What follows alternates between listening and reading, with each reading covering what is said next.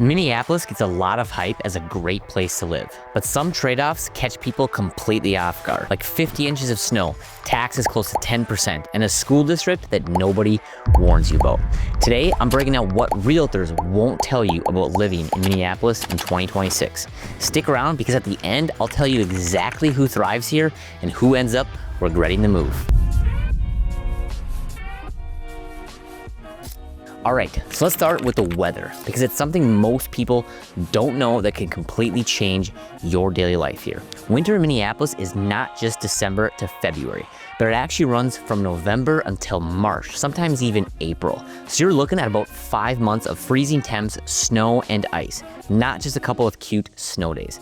We average around 50 inches of snow a year, and Minneapolis is known for having some of the coldest average temperatures of any major metro in the US. So this is a real lifestyle shift. That means you need a different setup to function here, like winter tires, heavy coats that actually work in negative temps, real boots, ice scrapers, salt for the sidewalks, and if you own a home, you're probably getting a snowblower. Road salt is everywhere, so cars rust faster, and locals will tell you to get regular undercarriage washes if you want your vehicle to last. A lot of people also keep a winter kit in their car with things like blankets, shovels, and an extra coat because sliding into a ditch on black ice in sub-zero temps is not something you want to be unprepared for. And honestly, for a lot of relocators, the darkness hits harder than the cold. During deep winter, we get under 9 hours of daylight. Sunset can be around 4:35 p.m. So you're driving to work in the dark and coming home in the dark. That little daylight can wear on people, which is why seasonal depression is very real here, and it's something you just need to keep in mind. Now, summer is the payoff. High temps in the 70s and 80s, sunsets around 9 p.m. in late June, and the whole city comes alive. You see people around the lakes, biking, gathering in patios, festivals. It's awesome, but it's not perfect. Humidity can make days about 90 degrees feel way hotter, and the mosquitoes, especially near the lakes, can be really intense late spring and early summer, so bug spray becomes your best friend. Now, the reason so many people love it here and stay is because of the variety. The seasons change at the rhythm of your life. You've got winter sports, spring thaw, full lake life in summer, fall colors, then it cycles again. It keeps things dynamic. It breaks up the year, and for many people, that change of pace is actually what makes Minneapolis worth it. Now listen, if you're seriously considering the move to Minneapolis and you want someone who actually knows these neighborhoods, I help relocating families and professionals make this exact decision every single week. My contact info is right in the description below. All right, now let's get back to it. So let's talk about the money side of this, because this is where people sometimes get surprised. Housing here is still pretty affordable compared to the coast, but you do pay for it in other ways, especially with taxes. Minnesota has a high state income tax that can climb close to 10% depending on your income. So you're paying more to the state than you would in a lot of places. Sales tax in Minneapolis is a little over 8%, so everyday stuff adds up too. And then there's property taxes. This is one that really catches people off guard. The effective rate in Minneapolis is usually above 1%, which is higher than the US average. The typical annual bill on an average priced home in the area lands in the low to mid 4,000s. But if you're buying the mid 300s or higher, you're looking at a solid chunk of money each year on top of your mortgage. That's real money, and you've got to factor it in. Insurance is also higher here because cold weather brings frozen pipes, heavy snow on roofs, ice dams, all that stuff.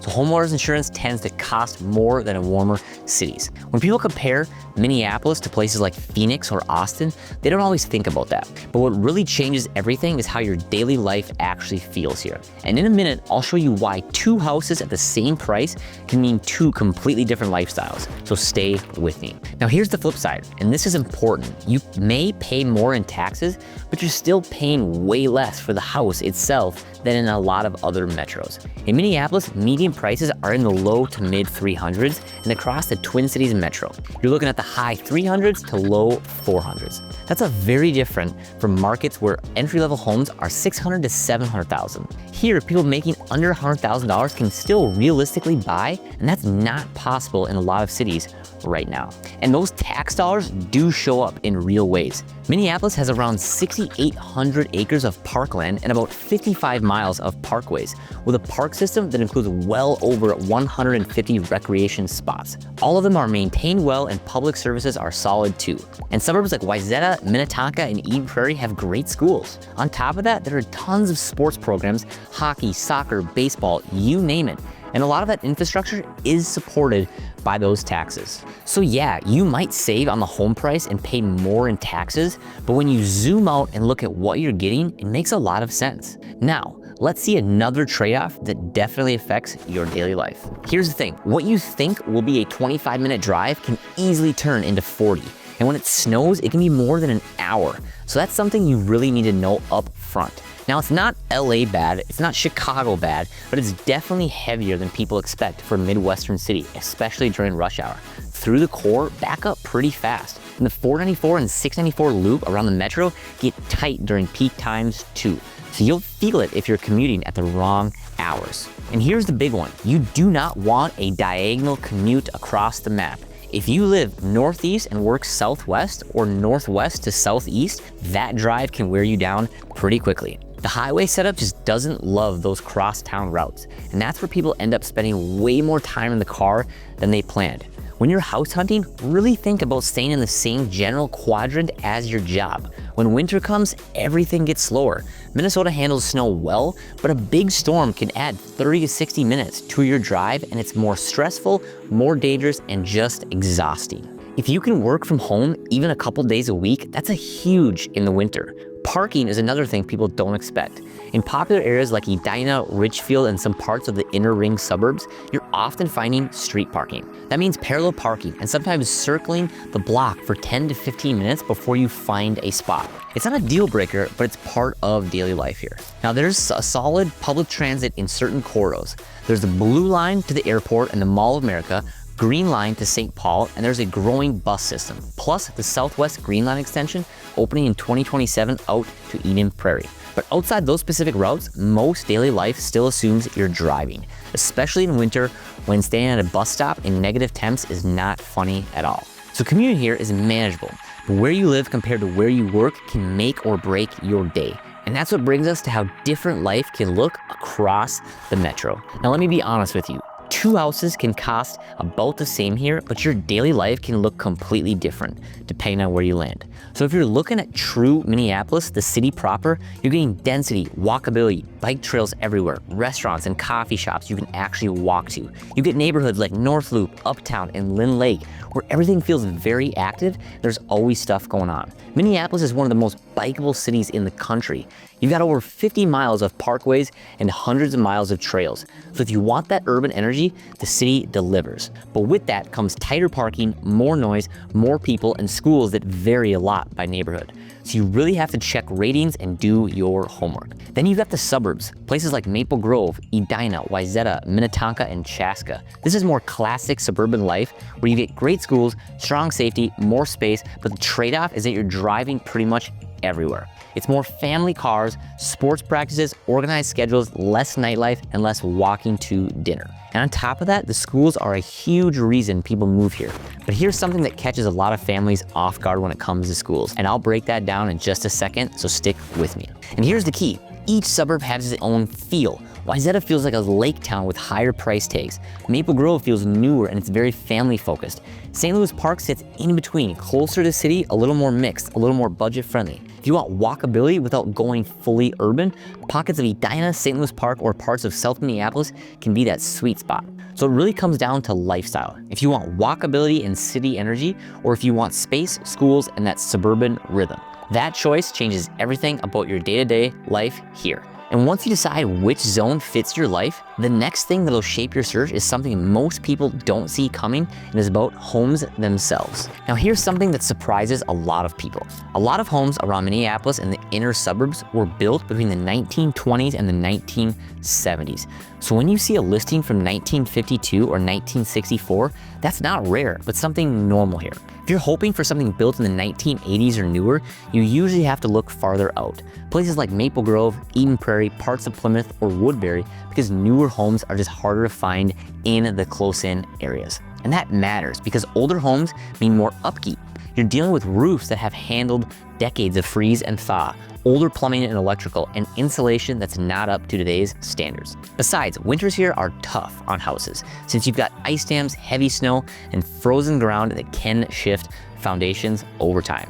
And it's not just winter, it's a constant freeze and thaw cycles and summer humidity too. So between the weather and the age of many homes, upkeep can cost more than people expect if they're not planning for it. The median in Minneapolis is still reasonable compared to other big metros. But once you move into high demand suburbs like Wayzata, Edina, or lake areas around Minnetonka, you're talking upper 900s into the 1 million plus range in some pockets, with many homes in the mid 400s into the 600s and 800s, depending on location and schools. On the more budget-friendly side, you can still find homes in the low 300s to mid 300s in places like Richfield or parts of the Northeast. Inventory right now is around 2.6 to 3 months of supply across the metro, which is a lot better than 2021, but it still leans towards sellers in the most desirable areas, especially strong school districts and anything near water. So yes, buyers have a little more room than a couple of years ago, but if you're going after the top spots, you're still going to compete. But beyond what the house looks like or how old it is, there's one factor that moves more families to specific zip codes than anything else. So here's something you really need to understand about schools here. They can be excellent, but they're not the same across the board. And that surprises a lot of families. On the strong side, the suburbs have some of the top rated districts in the state. Wayzata is ranked #1 in Minnesota with an A+ rating. Eden Prairie is ranked #3, and Minnetonka and Edina are also up at the top. Mounds View is very solid, and Maple Grove keeps growing and getting more popular. So these areas are the districts families move to on purpose, just for the schools. But here's where people mess this up. They assume the city name tells the whole story, and it doesn't. Take Plymouth, for example. Part of Plymouth feeds into Wayzata, part into Osseo, which is the Maple Grove district, and part into Robbinsdale, and those ratings are very different. So you can cross a boundary and end up in a totally different school system without realizing it. You always want to check the exact zoning. Now, all of this sounds good on paper, but in a minute, I'll show you exactly which personality types thrive here and which ones struggle, so hang in there. Now, Minneapolis and St. Paul, it's more mixed. There are some great magnet programs and certain high schools that perform well, but overall, the ratings vary a lot more. And that's why you'll see families move out to specific suburbs once their kids hit school age. So schools here can be a huge advantage, but you've got to pay attention to the details because where you land really does change the experience. And once you've locked in the right district, there's one more layer to factor in, and it has nothing to do with the neighborhood itself, but everything to do with where Minneapolis sits on the map. So here's something people don't always think about until they're here. Minneapolis is a major hub in the upper Midwest with about 3.7 million people in the metro. It's a great city, but it's pretty far from other big metros. Chicago is about 400 miles away, so you're looking at a 6 to 7 hour drive. Milwaukee is over 300 miles by car. Des Moines is about 240 miles, so those quick casual weekend road trips to another big city just aren't as easy here as they are on the East Coast or in Texas, where everything's closer together. What that means is most quick getaways are up north to cabin country in Minnesota or over into northern Wisconsin, which is beautiful with tons of lakes, woods, trails, all that. But it's still kind of the same outdoorsy vibe you already have here. So it's not a totally different city scene. Now, on the flip side, Minneapolis Airport is a big deal. It's a major Delta hub, the 18th busiest airport in North America with about 36 million passengers in 2025. There are nonstop flights all over the place. A lot of people here fly south in the winter. Florida and Arizona are the two big ones people go to just to get away from it. So you just have to factor that into your lifestyle and your budget, because instead of hopping in the car for 2 hours, you're probably getting on a plane more often.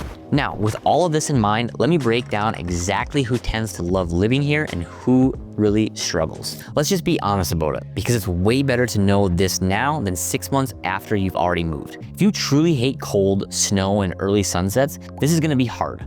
Winter here is not a cute 3-month thing. It lasts about 5 months, so it might feel like it's too long.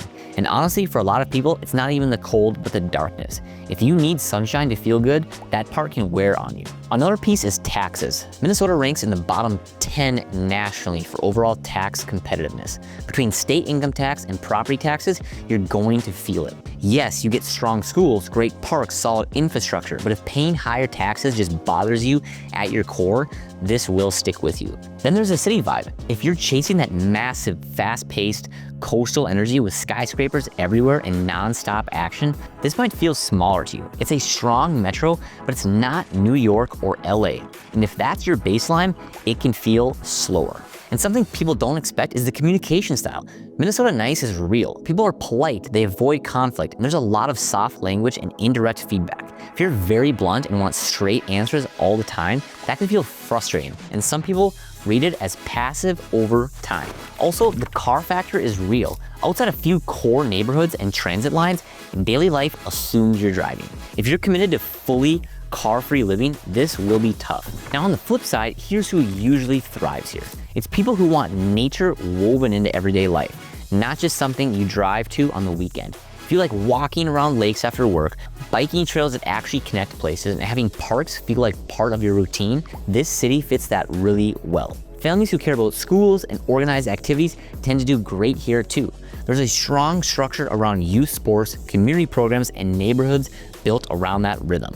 So if that kind of setup matters to you, you'll feel supported. Professionals who want solid career options without coastal level home prices also do well. There are real job opportunities here, and you don't need two massive incomes just to buy a decent house, which is a big deal compared to a lot of other cities. And honestly, people who embrace winter instead of fighting it are usually the happiest. If you lean into hockey, skiing, snowboarding, snowshoeing, all of that, the seasons start to feel like a feature, not a flop. The year has a rhythm to it. Things change, and that variety is something a lot of people end up loving.